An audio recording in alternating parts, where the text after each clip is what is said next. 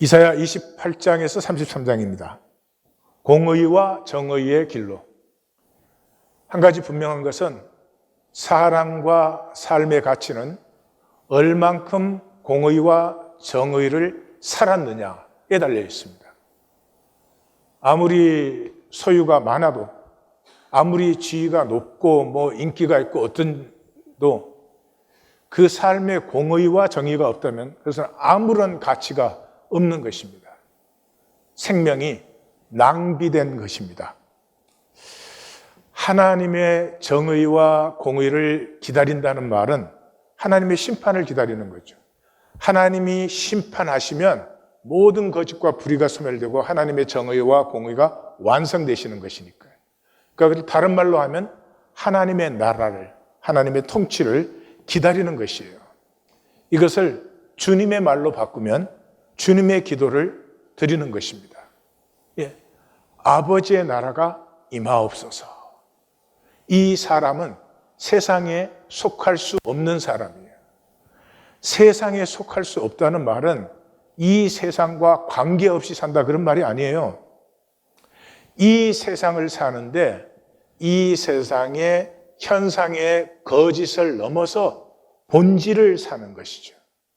그러니까 다른 말로 하면 자유함을 누리는 것이에요.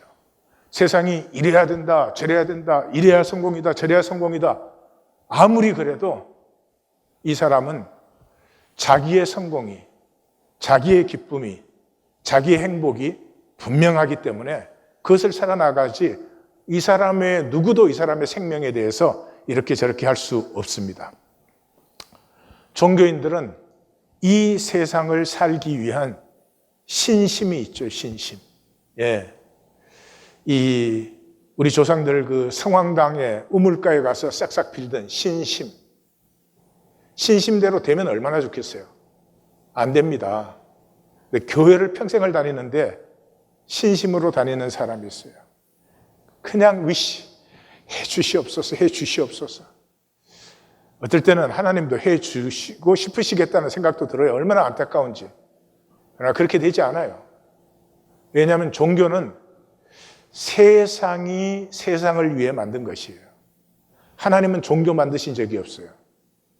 하나님은 우리에게 종교 생활을 명하신 적도 없습니다.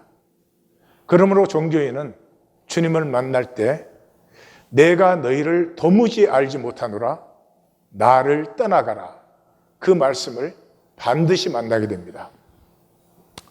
거듭난 성도는 하나님의 자녀죠. 하나님의 자녀면 아버지의 나라와 아버지의 의가 이루어지기를 원하겠죠. 그러니까 오늘 전체 본문의 중심인 하나님의 공의와 정의를 기다리는 자들이고 이제 주님의 기도를 드리는 사람들이에요.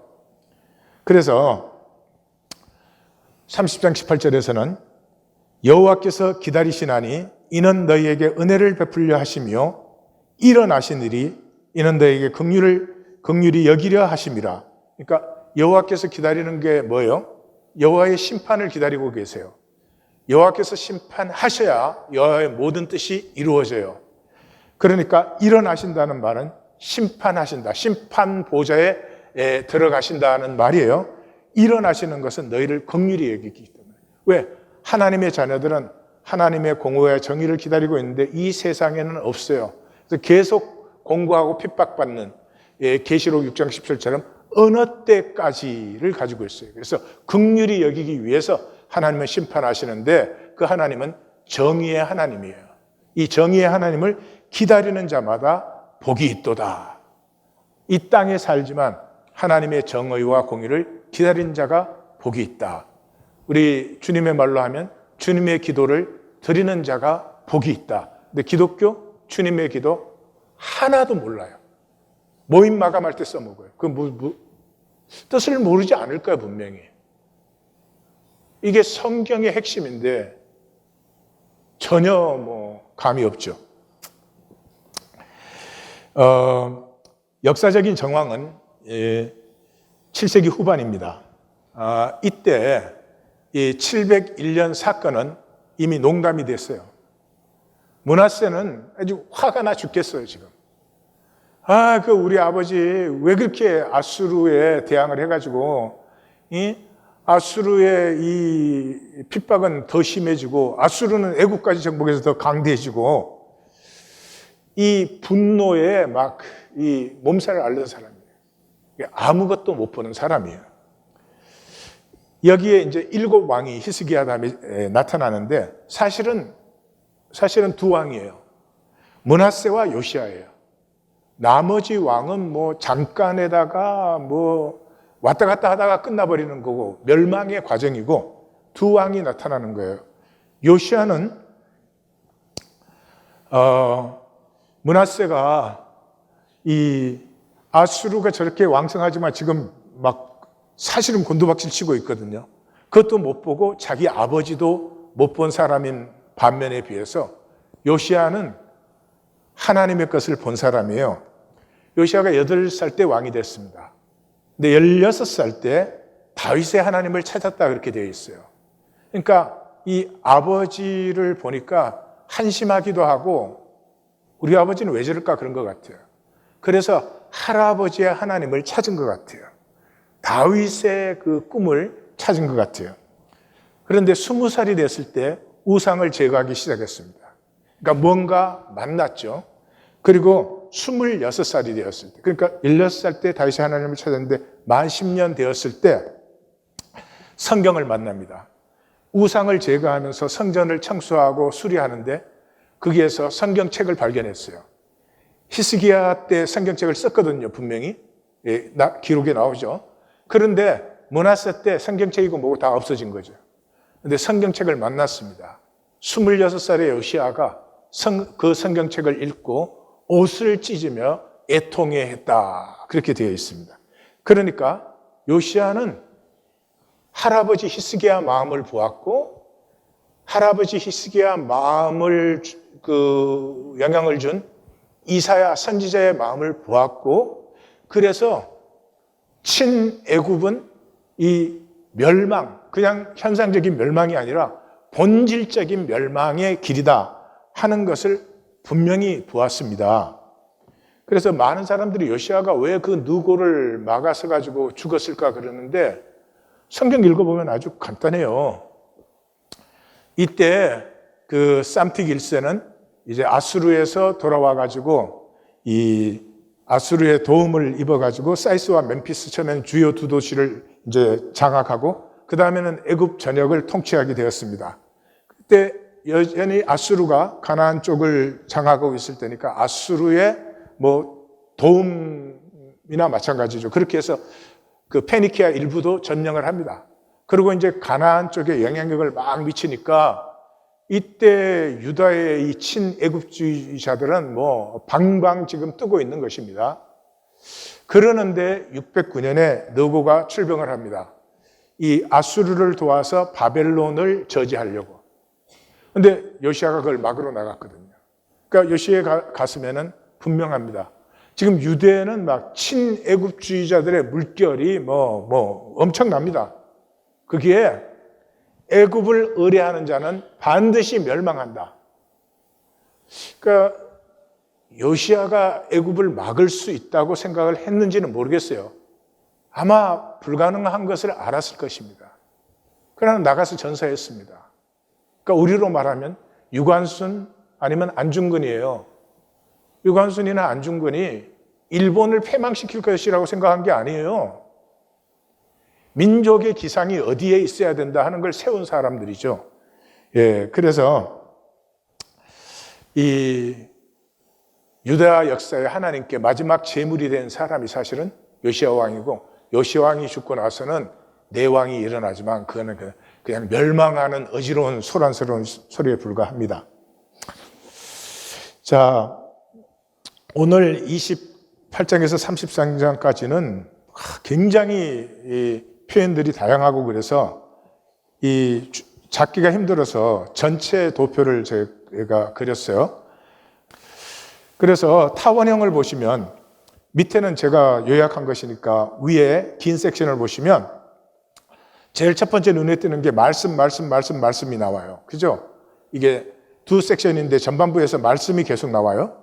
그 다음에 이 결론 섹션, 두 번째 섹션에 들어가면 정의, 공의가 계속 나오는 걸 볼 수 있어요. 그러니까 말씀을 버렸기 때문에 정의와 공의가 삶에서 사라져버렸다 하는 것이에요. 그러면 그 정의와 공의가 어떻게 회복되느냐 하는 것을 선지자는 절기라고 말을 해요.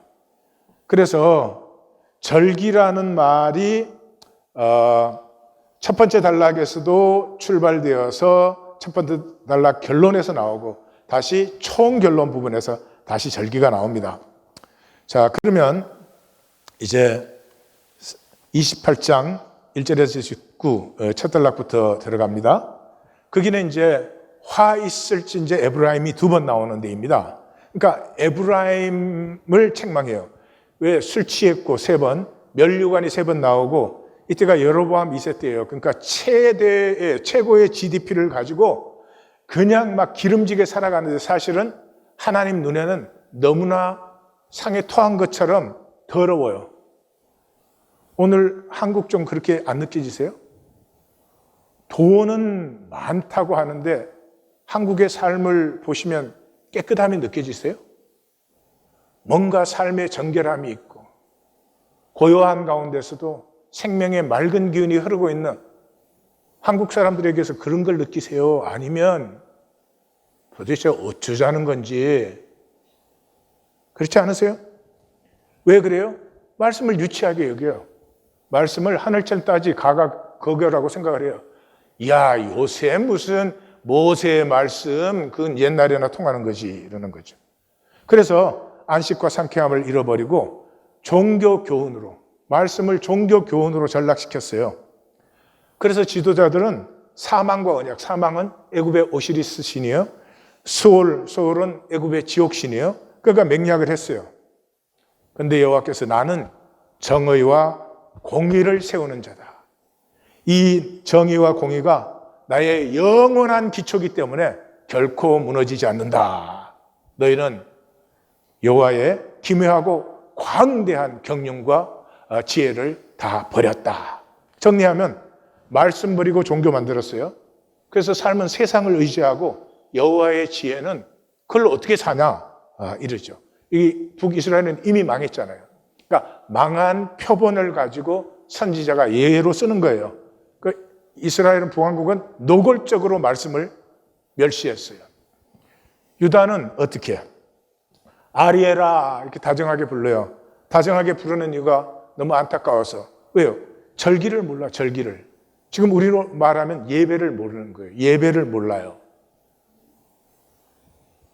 기독교 예배 모릅니다.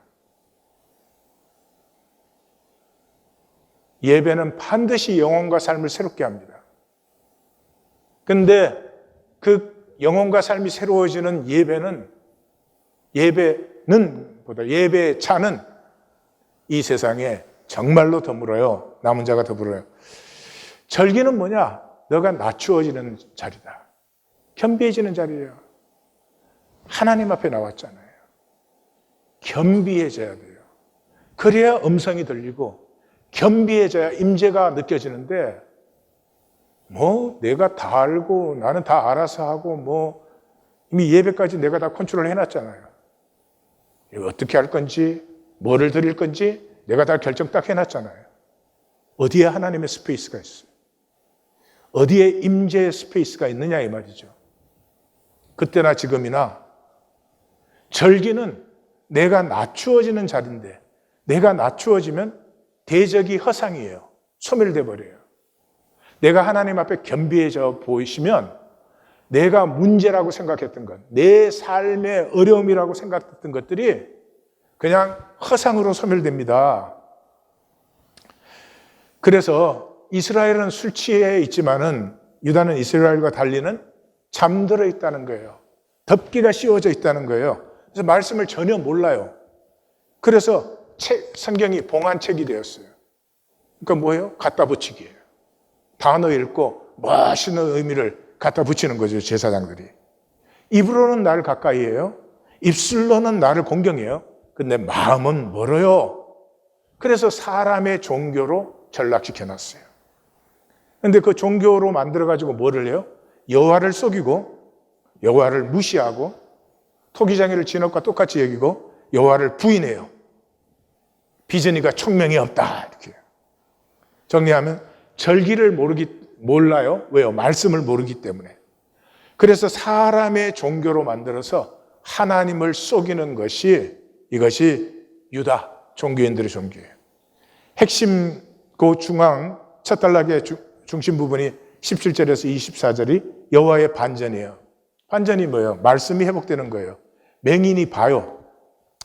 겸비한 자에게 기쁨이 더하고 가난한 자가 즐거워하고 강포 소멸 제약이 끝나고 야곱이 회복된다. 야곱은 누구예요? 이스라엘의 뿌리죠. 이스라엘은 야곱의 12지파죠. 그러니까 야곱은 이스라엘의 뿌리예요. 뿌리가 회복돼요. 그 뿌리가 회복될 때 하나님은 거룩하다 그래요. 성도님들 지금 예배 드리시죠? 하나님이 거룩하십니까? 하나님 거룩하십니까? 내 삶에서 하나님이 지금 구분되어 계십니까?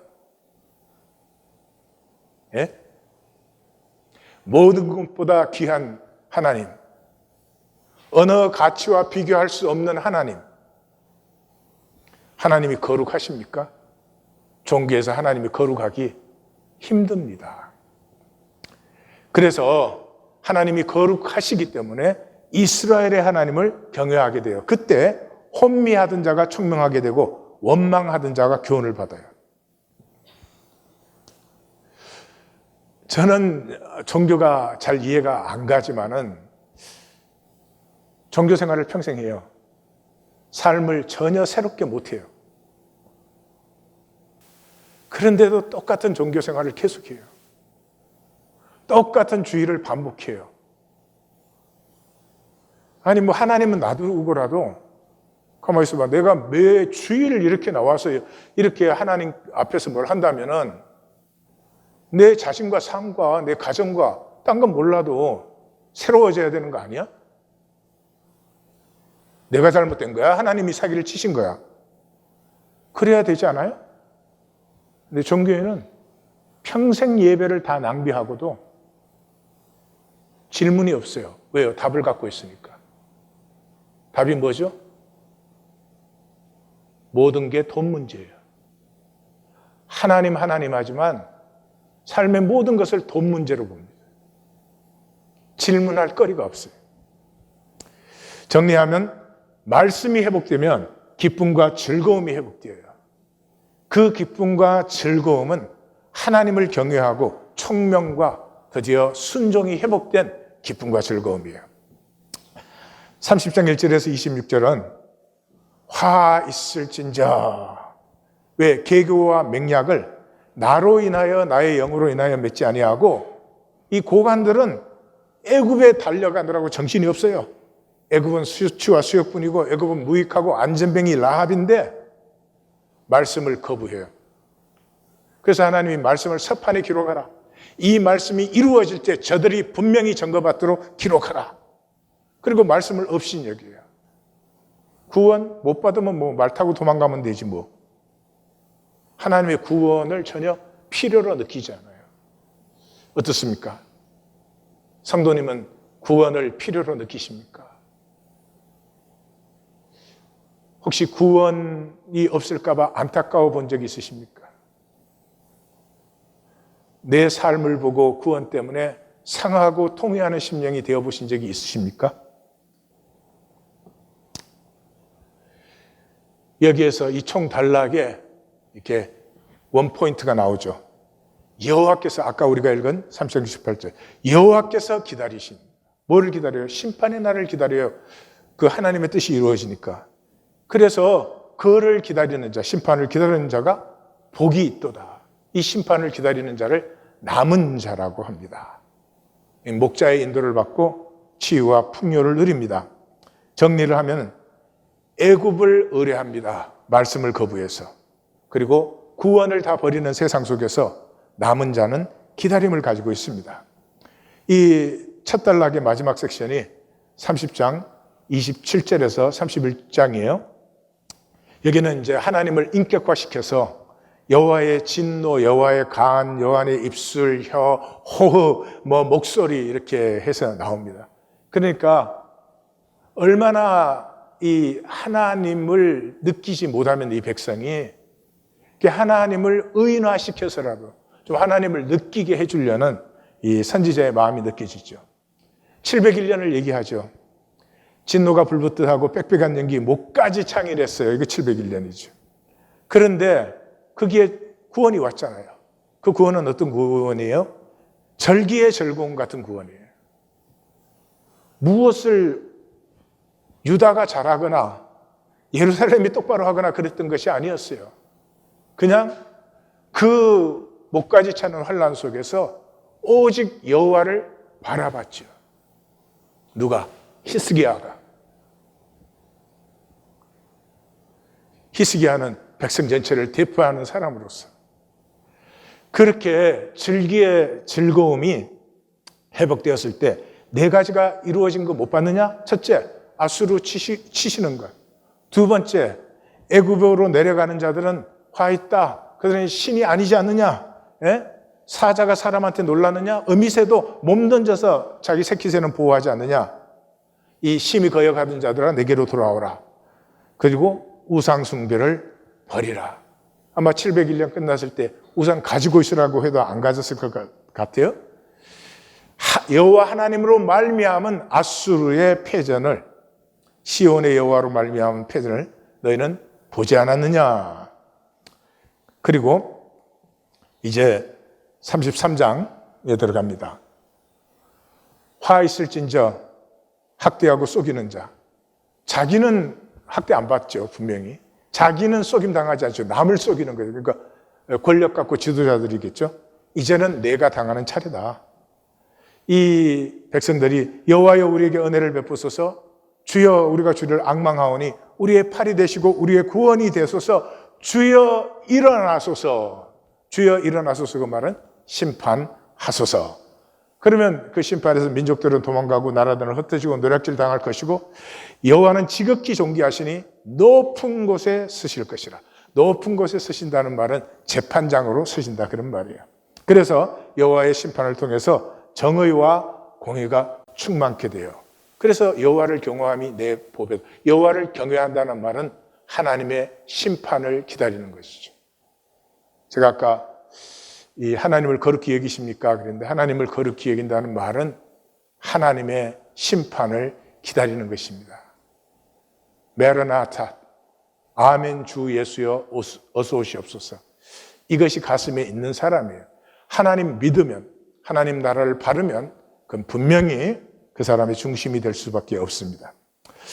7절에서 16절에서는 주여 일어나소서 했기 때문에 하나님께서 이제 내가 일어난다 하는 부분이에요. 용사는 부르짖고 사신들은 설피 곡하고 이 대로는 황폐해지고 행인들은 없어지고 성읍이 멸시를 당한다는 문명이, 사람 만든 문명이 멸시를 당하고 땅이 슬퍼하고 레바논, 샤론, 바산, 갈멜, 가장 기름진 땅들인데 그가 다 황폐해진다. 왜? 여호와께서 내가 이제 일어나 내가 나를 높여 지극히 높아지리니 뭐 높아 이렇게 하나님이 재판장으로 모든 만유를 심판하신다. 심판의 불이 되니 모두가 내 권능을 볼 것이다. 이제는 누가 감히 그 권능 앞에 설 수 있겠느냐. 서는 자는 오직 공의와 정의를 사는 자, 오직 공의와 정의를 기다리는 자, 그의 요새는 경고할 것이고 풍요한 양식과 물을 누릴 것이다. 여호와여 이루소서 하니까 내가 이루리라 한 것이요. 마지막 단락은 이 28에서 30장의 총 결론 단락이요. 왕을 그 아름다운 가운데서 보라. 그 하나님을 아름다운 가운데서 하나님의 영광과 보호자가 완성된 그 상태에서 하나님을 바라보면 두려움이 없어져요. 이 현상에 두려움이 있을 수 없겠죠.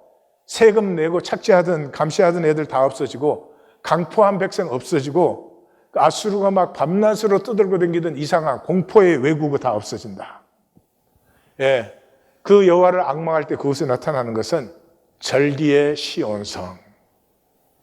하나님이 재판장으로 서 계신 그 시온성을 누가 흔들겠어요? 견고한 예루살렘, 안정된 지소, 여호와의 위엄이 나타나는데 그 여호와의 위엄 속에서 우리와 함께 하시는 하나님, 우리의 왕이 되시고 구원이 되시고 이제 탈취당함이 없죠. 질병도 없고 죄사함뿐이다. 그러니까 왕을 아름다움에서 보라. 왕을 아름다움에서 보는 게 뭐예요? 절기. 우리 예배예요, 예배. 예. 예배에서 우리와 함께 하시는 그 구원을 우리가 누릴 때 질병은 없어지고 죄사함이 있다. 자, 여기 강조된 주제들은 지도자, 말씀, 공의, 정의, 절기. 그렇게 4개 주제가 계속 반복되는 걸 우리는 볼 수 있어요. 제가 이제 그 기절들을 다 뽑아 놓았으니까. 자, 그런데 여기서 공의, 정의는 윤리적이거나 법적이나 제도적인 윤리와 공의를 말하지 않습니다. 그 세상이 말하는 것. 전부 띠띠고 나가서 자기가 정의야. 상대방이 불의야. 그런 게 아니고요. 일상에서 삶에 배어있는 정의와 공의예요. 그것이 아니면 살 수 없어요. 아무리 법적으로 제도적으로 공의와 정의가 셋업되어 있어도 그것을 사는 개인이 정의와 공의를 살지 않으면 그 법과 제도는 설 수가 없는 것이죠. 뿐만 아니라 우리가 이미 보았지만은 소박한 것이 생명의 본성이에요. 생명은 소박해요. 예, 뭔가를 화려하게 만든 것은 그건 생존을 위한 것이에요. 심지어 동물 세계에서는 되게 수컷이 화려해요. 예, 왜냐 그러면 이 자기 DNA를 번식시키기 위해서나 어쨌든 그래요. 하여튼 생존은 하여튼 뭔가가 화려하고 현란해야 돼요. 그렇지만 생명은 소박합니다. 그래서 오늘 본문을 계속 거치면서 나오는 것들이 이 하나님의 공의와 정의가 이루어진 자리에 그 소박한 모습들이 나와요. 다시 말해서 하나님의 나라는 유토피아가 아닙니다. 지상 낙원을 이루는 거 아니에요. 예, 너와 내가, 나는 나로, 너는 너로 그냥 진실되게 통할 수 있으면 거기에 통하는 생명은 하나님의 생명이기 때문에 이 메마름이 없으며 부족함이 없으며 얼마든지 자기 삶의 가치를 피워낼 수 있는 것이에요. 그래서 생명은 소박해요. 그래서 생명은 작은 즐거움으로 충분해요. 예. 우리 엄마가 살아계실 때는 제가 가면은 시간에 상관없이 항상 이 먹을 걸 주십니다. 근데 내가 이렇게 맛있게 먹으면 그렇게 좋아하세요. 예. 아들이 맛있게 먹는 거. 그것이 엄마의 행복으로 충분해요. 생명의 사람은 푸른 하늘, 떠있는 구름 한 점, 풀잎에 맺힌 이슬, 귀를 기울여 보지 않으면 볼 수 없는 작은 풀꽃 그 향기로 충분히 행복합니다. 이것을 누리려고 하면 일상의 정의와 공의가 이루어져 있어야 됩니다. 내가 뺏기지 않을까? 내가 더 가져야 되는데, 저 사람보다 잘나야 되는데, 저쪽 집 애가 우리 집 애보다 잘나면 어떡하나? 이 사람은 절대로 누릴 수 없는 것이 이 생명의 소박한 즐거움이에요. 그 사람은 뭘로 살죠? 야망으로 살아요. 야망은 커야 돼요. 야망이니까. 일단 깊이가 없거든요. 그러니까 무조건 크게 보여야 됩니다. 그리고 야망은 욕망 채우기. 그래서 더해요. 채워지면 또 더. 그거밖에 없어요.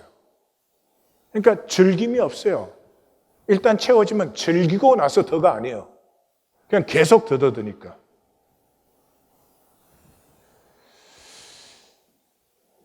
선지자는 이 모든 것이 말씀을 모르기 때문에 종말의 심판 때 현현된 본질을 모르기 때문에 이 현상에 미쳐서 이 뭔가 현상에 화려하고 크고 막 잘나게 보이는 것 때문에 전혀 말씀은 무시하고 종교 만들고 그냥 사람들 앞에 사람 게임 하느라고 너무 바쁘다 그러는 거죠. 정리하면 공의, 정의는 영의 열매입니다. 위로부터 임한다고 되어 있어요. 육체와 세상과 현상은 공의와 정의를 모릅니다. 살 수도 없습니다. 재밌어요. 모든 사람이 공의와 정의로 사는 것이 옳다 다 알아요. 그런데 자기는 욕심으로 살아요. 근데 그것도 좋은데 자기는 욕심으로 살면서 남은 공의와 정의로 살아야 된다 이래요. 그래서 남이 공의와 정의로 살지 않으면 손가락질해요. 그런데 자기는 공의와 정의로 살지 않아도 괜찮아. 왜냐 그러면 나는 공의와 정의로 살고 싶은데 상황 때문에. 상황은 뭐예요? 육체의 근원이에요.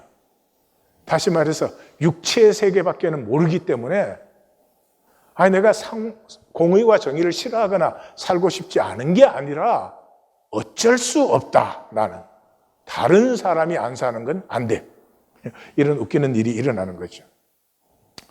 그렇게 하는 근원이 육체예요. 육체인데 사람의 육체는 무저갱이에요. 예? 이 육체 때문에 상황이 있는 거거든요. 그런데 이 육체는 끝이 없어요. 무저갱이에요. 예. 이런 거 봤어요? 맛있는 거 10번 먹었으니까 나는 이제 충분하다. 앞으로는 맛없는 거 먹어도 된다. 이런 사람 봤어요? 맛있는 거 먹으면 더 맛있는 걸 먹어야 돼. 예수님이 무엇을 먹을까 마실까 입을까 이러니까 되게 이상하게 생각을 하는데 이 세상의 삶이 그게 전부예요. 무엇을 먹을까 마실까 입을까 그러니까 더 비싼 거, 더 맛있는 거, 더 유명한데 그게 인생인 줄 알아요. 예? 더 명품 입는 거 그것뿐이지 않아요? 그거 이상 있습니까? 이 세상의 삶이 그거 이상이 있습니까? 그래서 다 없다 그래도 명품 한두 개는 다 가지고 있어. 그게 자존심인 줄 알아. 예. 그런데 선지자는 아주 간단하게 해결책을 줍니다. 여러분이 받으시면 참 복인데 이 예배도 또 낭비하실지 저는 잘 모르겠습니다. 영을 살라. 영을 산다는 게 뭐냐? 위를 바라보고 생각을 다스리라. 육체는 무적인이라고 그랬죠. 그러니까 소박하게 사는 삶에는 이 육체의 욕심이 힘을 못 써요. 시골 어머니에게는 헤르메스가 맥을 못 쓴다니까.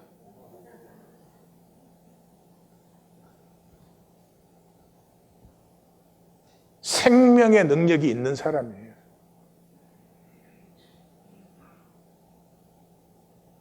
근데 그 생명의 소박함을 모르고 이걸 화려하고 현란하게 만들어야 되는데 미쳐가지고 그 순간에 그러면 어떻게 하냐? 우리 육체의 정욕이 그런 것인데 위를 바라봐라. 위를 바라보면 생각이 다스려져요. 생각이 뭔가를 먼저 보겠습니다. 우리의 마음속에는 두 개의 의식이 있어요. 두 개의 의식이 있는데 하나는 reflected consciousness, 하나는 reflecting consciousness. 이 두 개의 의식은 거울 같은 거예요. 그래서 어떤 일이 일어나잖아요. 그럼 내 마음의 거울에 하나가 탁 비쳤어요. 비치는 순간에 이 비친 것이 앞에 있는 거울에 다시 비쳐요. 그러고는 두 거울 사이를 이게 왔다 갔다 하는데 빛의 속도보다 빠릅니다. 그러니까 친교실에서 내가 이렇게 지나가는데 어떤 성도님이 자기 생각에 바빠가지고 아는 척도 안 하고 지나가. 저게 내가 갯돈 안 냈다고 저러는구나. 거기서부터 시작해서 이게 막 무한대로 늘어나기 시작해. 그게 생각이에요. 완전 허상이에요. 허상까지 봐줄 수 있어. 근데 중요한 건 이 거울이 깨끗하지 않아요. 이 깨끗한 거울이 그동안 살아오는데 먼지도 끼고 때가 묻어가지고 상처와 불안과 두려움에 잔뜩 찌들어 있어요. 그게 한 번 반사될 때마다 이게 어마어마한 고통을 만들어내요. 예? 저 사람이 지난번 내가 배식할 때 조금 줬다고 쳐러는구나. 웃어요? 아니, 스스로 고통을 만들어낸다니까? 왜 스스로 고통을 만들어내요? 우리의 육체는 고통을 먹고 자라요.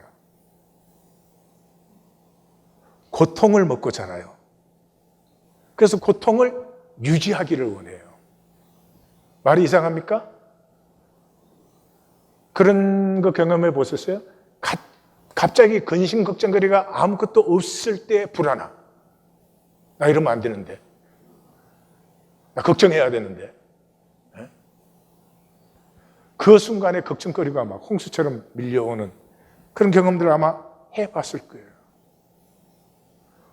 우리는 긍정적인 기억보다 부정적인 기억이 훨씬 더 자극적이고 오래 새겨집니다.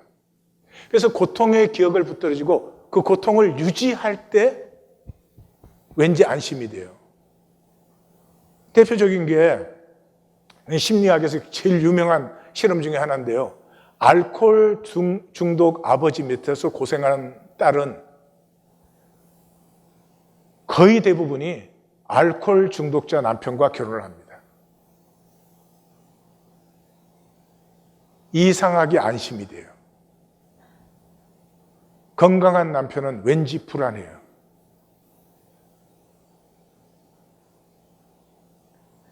그래서 이 성경에서도 그러잖아요.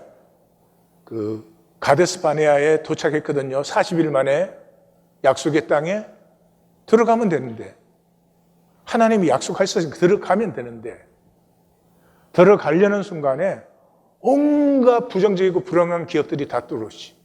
우린 메뚜기 같아. 저 사람들은 거인이잖아, 우리에 비하면.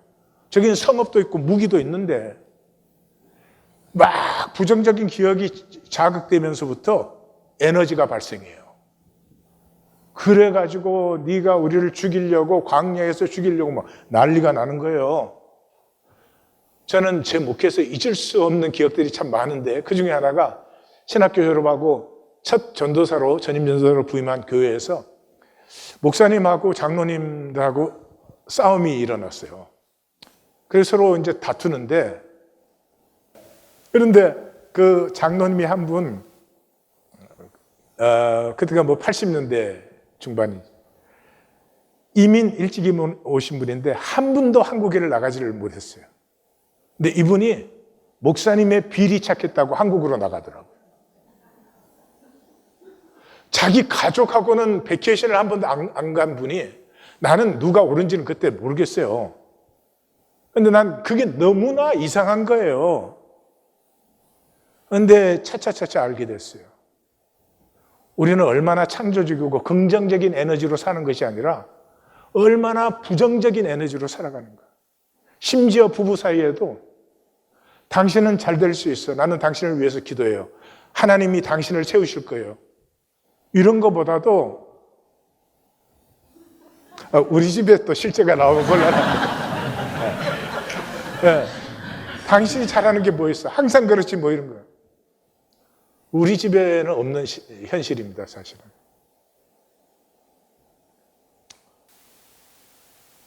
자기 삶을 조용히 한번 점검해 보세요.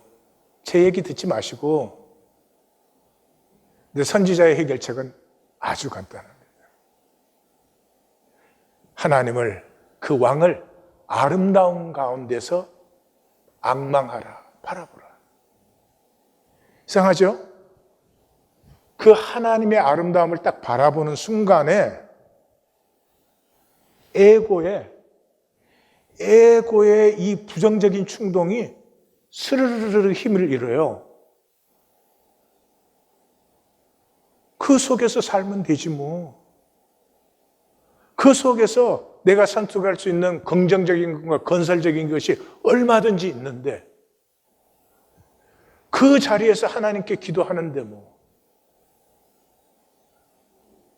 예배까지 나와서도 이걸 다 피하고 산다 이 말이에요. 그래서 32장 15절에서 보면은 마침내 위에서부터 영을 우리에게 부어주시리니 광야가 밭이 되고 밭은 숲이 되고, 그때 정의가 광야에 거하고 공의가 아름다운 밭에 거하게 되면은 그 정의와 공의는 우리에게 화평과 평안과 안전을, 비로소 나로서 나일 수 있는 일상의 공의와 정의, 무슨 어마어마한 정의를 세우는 게 아니고, 하나님은 항상 나를 사랑하셔서 창조하셨고 그 사랑 속에서 나를 피워내기를 그렇게도 기뻐하시는 그 하나님을 바라보는 순간에 모든 상황과 조건이 어떻다 할지라도 나는 다시 하나님 안에서 꿈을, 하나님이 함께함을 누리는 그 평강과 안식을 누리는 삶이 된다. 그것이 예배다. 그것이 예배다. 절기의 악망. 선지자는 절기로 총 결론을 내고 있어요. 예배에 나오면 뭐를 하는 것인가? 상황에서 눈을 들어 하나님의 아름다움을 만나고 가시는 거예요. 제가 증거하는 모든 말씀은 이 섭리와 경륜의 아름다움을, 얼마나 아름답게 우리를 사랑하고 계시는가, 얼마나 아름답게 우리를 깨우치시려고 하는가 하는 걸 전할 뿐이에요.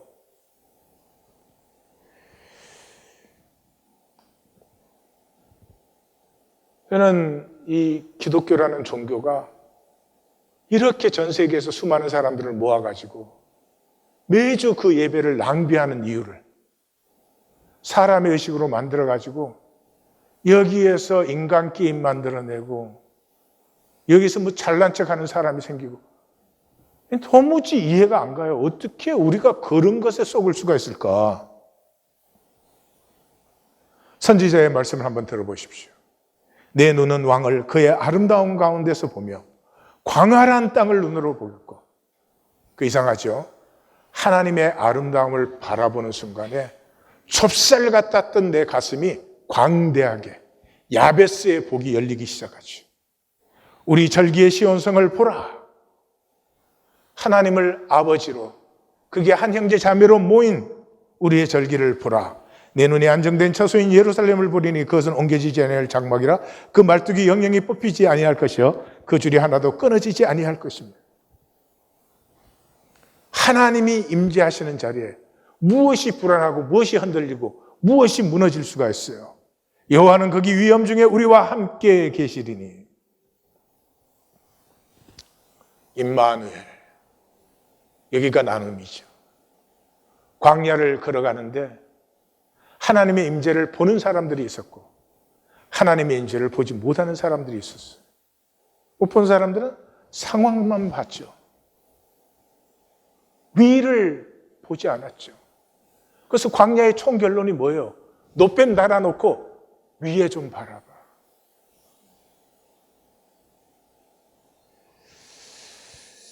이 임재에서 영원한 나눔이 이루어졌죠.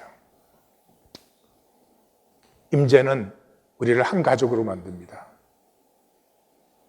가족이란 말은 생명의 정의와 공의가 그 자리에 있다 이 말이에요. 가족 안에서는 그래도 내가 정죄받을 것 두려워하지 않고 내가 나일 수 있고 내가 잘 되면 기뻐해주고 내가 아프면 슬퍼해주는, 그게 생명의 정의와 공의예요. 그래서 성경의 아버지와 자녀는 상징이 아니에요. 하나님 아버지 그럴 때 우리는 상징이 아니라 이 말이에요. 우리가 하나님의 아들이다 딸이다 상징이 아니라 이 말이에요. 그게 실제예요. 실제. 그래서 예수님은 그 자기의 혈육에 엄마와 가족들이 왔을 때 사람들에게 뭐라 그래요? 아버지 안에서 같은 뜻으로 함께 살아가는 자가 내 가족이다. 예. 마태복음 18장이 교회장이잖아요. 그게 한마디로 말하면 교회는 가족이다. 생명의 정의와 공유가 있는 것이다. 여러분, 99마리의 양을 산에 버려두고 한 마리를 찾아 나가는 건 가족만이 하는 일이에요. 가족이 아니면 누가 그런 일을 해요? 한 형제가 범죄하였을 때 그 사람과만 얘기하는 건 그럼 가족이에요, 가족. 자식이 잘못했는데 동네방네 떠들고 다니세요? 그 아이하고 얘기하지 않겠어요? 7번씩, 1번씩 용서하는 게 뭐예요? 가족이죠. 예? 이게 490번인데 너는 491번째 잘못했으니까 너는 아들이 아니다. 이러겠어요? 예. 그래서 구원은 한 몸 되는 것이에요. 가족 되는 것이에요. 이렇게 단절된 채로 교회를 왔다 갔다 하면서 전혀 문제를 못 느낀다면 이건 슬프고 아프고 애통한 일이에요. 여러분이 주일날 여기 나와서 교회 예배 의식 드리고 제가 전하는 말씀을 설교로 듣고 갔다고 구원받아요? 그러면 하나님을 우리가 버려야죠. 아니에요. 한 가족으로 회복해 주세요. 그 이상이 있어요? 너와 나의 관계가 너와 내가 한 가족 되는 이상이 있느냐 이 말이에요. 없어요. 단절된 채로 하루에 돈을 10,000불씩 준다. 그래도 그 관계는 가족과의 관계는 비할 수가 없는 것이죠. 물론 그걸 더 좋아하시겠지만. 그 가족이 된다는 말은 뭐예요? 상하고 통해하는 심령이 있는 거예요. 상하고 통해하는 심령. 저는 제가 효자인 줄 알았어요. 왜냐하면 아버지하고 엄마가 저를 좋아하니까 내가 잘해서 좋아하는 줄 알았어요. 이제 떠나가신 지가 오래되니까 이제 엄마는 이미 돌아가신 지 거의 20년 가까이 돼요. 생각할수록 나처럼 불효한 자식이 없어. 엄마 생각을 안 해줬더라고요. 내 생각만 했더라고요.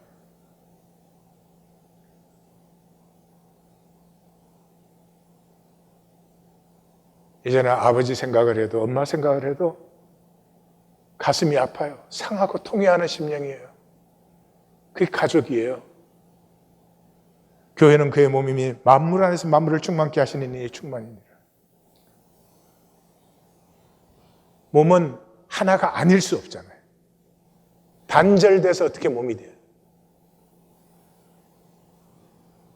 이 하나됨을 이렇게까지 표현해요. 성경은 몸이다. 우리가 유대인이나 헬라인이나 종이나 자유인이나 다 한 성령으로 세례를 받아 한 몸이 되었다. 한 성령을 한 성령으로 살게 하셨다. 너희는 그리스도의 몸이요 지체의 각 부분이라. 제 통찰 오디오를 하나 나누겠습니다. 인생은 얼룩지고 더럽혀진 과거라는 책과 흠도 티도 없이 깨끗한 미래라는 책으로 되어 있습니다. 그 미래도 살면 더럽혀지고 얼룩질 수밖에 없습니다. 다윗이 죄가 내 앞에 항상 있어 내가 넘어지며 죄악 중에 출생하고 죄 중에 잉태됐다 고백하는 것과 같습니다. 그러면 그 삶이 어떻게 가치 있고 합력하여 선을 이루는가? 그 열쇠를 다윗은 중심의 진실이라고 고백하고 있습니다. 그 중심의 진실 때문에 이 죄밖에 없는 삶에서 상하고 통해하는 심령이 되었을 때 하나님은 그것을 제사보다 기뻐 받아주신다고 합니다. 인간의 가치는 중심에 있습니다. 주님께서는 중심에 돈이 있든지 하나님이 있다고 말씀하셨습니다. 내 중심에 무엇이 있습니까? 이 현상 속에 하나님의 섭리는 우리가 하나님의 완전함을 살아내는 것이 아닙니다. 살아내버리면 하나님이 없습니다. 이상한 역설이지만 살지 못한 아픔 때문에 하나님과 나는 더욱더 하나가 되는 것입니다. 중심의 진실이라는 말 자체가 진실을 다 살았으면 중심의 진실이 필요 없죠. 진실을 다 살지 못했기 때문에 다 살지 못했는데 내 중심에는 하나님을 사랑하는 마음을 다하고 성품을 다하고 힘을 다하여 하나님을 사랑하는 사랑함이 내게 있었어요. 그런데 살지 못했기 때문에 상하고 통해하는 중심의 진실이 피어나는 것이에요. 이 가족됨을 회복하는 것이 1820 데일리 브레드입니다. 1820 데일리 브레드 속에 들어오시면은 무엇보다 에고가 부드러워집니다. 상하고 통해하는 심령이 허락되어져요. 다른 데서는 잘못 산 거, 약하게 산 거, 죄 지은 거 나타나면 정죄받아요. 1820 데일리 브레드는 이 땅에서 유일하게 내 부족함을 솔직하게 나눌 수 있는 데예요. 아주 작은 것부터. 그것부터 이제 컨트롤하기 시작하면 그 영혼은 끝난 영혼이에요. 애고가 부드러워지면 제일 먼저 가정이 회복됩니다. 가정이 회복됩니다.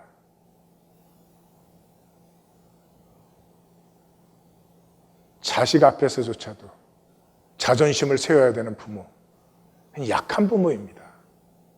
자식을 세워줄 수가 없어요. 자식을 세울 수 있는 능력이 없는 거예요. 힘이 있는 부모는 자식 앞에 낮아지고 약해지고 죄인 되어줄 수 있어요. 그래서 자식을 살려내는 거예요. 1820 데일리 브레드에서 아픈 자기 진실을 눈곱만큼씩 나누기 시작하면서부터 이것이 회복되는 것이에요. 이 상하고 통해하는 심령은 반드시 악망하게 되어 있어요.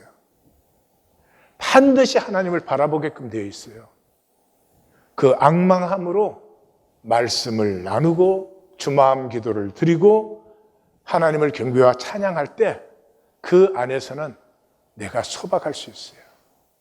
계급장으로 나를 내세우는 것이 아니라 그냥 나일 수 있어요. 이 세상에서 유일한 초월의 자리예요. 내가 나인데 정죄받지 않고 내가 나인 것에 기쁨을 누려보는 유일한 초월의 자리예요. 이것의 절대 조건이 두세 사람이에요. 왜냐하면 두세 사람이 모이면 권력화가 소멸돼요. 거기에서 잘나려고 하지 않아요. 권력화가 소멸화되었다는 것은 돈의 실제가 회복돼요. 여러분 아세요? 교회를 오셔도 돈으로 나 세우는 거, 있는 척 해야 되는 거,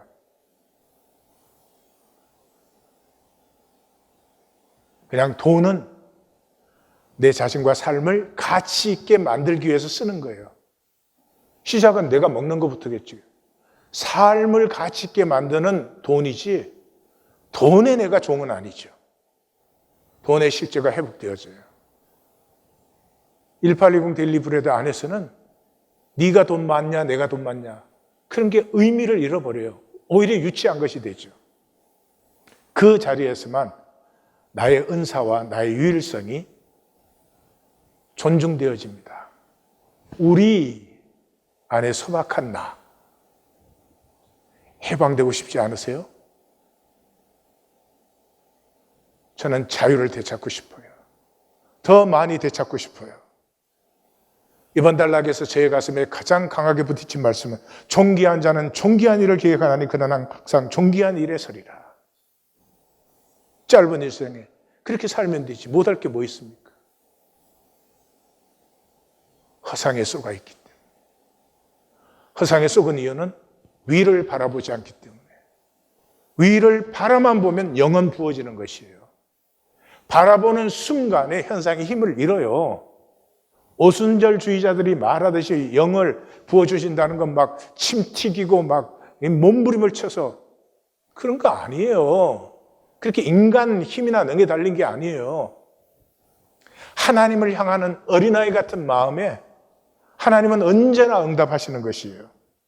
우리는 하나님의 생명을 받았잖아요. 그리고 하나님의 형상, 하나님의 모양으로 지음받았잖아요. 그 말은 뭐예요? 우리는 하나님의 가족이 될 수 있는 존재들이에요. 이 이상은 없어요.